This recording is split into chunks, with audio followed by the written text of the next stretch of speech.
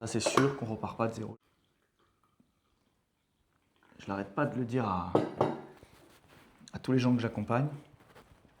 On ne partez pas de zéro quand vous avez 40 ans. Si je me lance maintenant, je vais devoir repartir de zéro. Évidemment, c'est faux.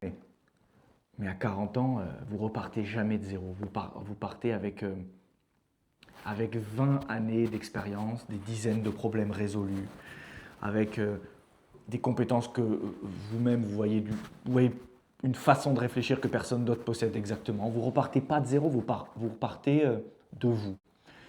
Moi, j'ai cru que je devais tout recommencer quand j'ai quitté la restauration.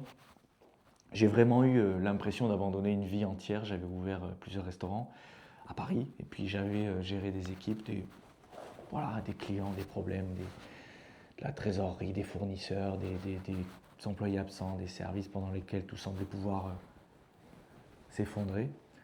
Et puis j'ai changé de vie, je suis devenu consultant, je suis devenu ensuite business mentor. J'avais le sentiment de redevenir débutant. En fait, je devais trouver des clients, adopter des nouveaux codes, comprendre des nouveaux outils, reconstruire une crédibilité. C'est ce que je croyais. Et je croyais surtout que, en fait, j'avais appris ce que j'avais appris dans la restauration, le journalisme, les médias, et puis mes précédentes aventures entrepreneuriales ne me serviraient plus. Et il m'a fallu du temps pour comprendre que je n'avais pas quitté mes anciennes vies, je les avais absorbées. Et aujourd'hui, elles sont toutes présentes dans mon activité, dans mon taf, dans mon business. C'est ce que j'ai noté chez tous les clients. Et c'est ça que j'appelle le patrimoine invisible. Le patrimoine invisible, il ne figure pas sur votre compte bancaire, il ne figure pas sur votre diplôme ou alors à la liste des postes que vous avez écrits sur votre CV. Le patrimoine invisible, il est composé de vos expériences, de vos compétences, des problèmes que vous avez résolus, des situations que vous avez traversées, des échecs que vous avez eus, la manière singulière que vous avez appris à réfléchir.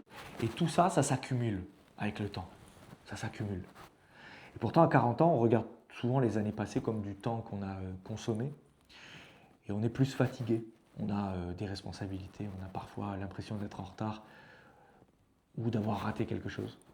Mais ces années, elles ne sont pas simplement passées, elles ne se sont pas simplement écoulées. Elles ont produit quelque chose. Changer de vie à 40 ans, ce n'est pas effacer le tableau, c'est rebâtir sur de nouvelles fondations en récupérant tous les matériaux encore solides.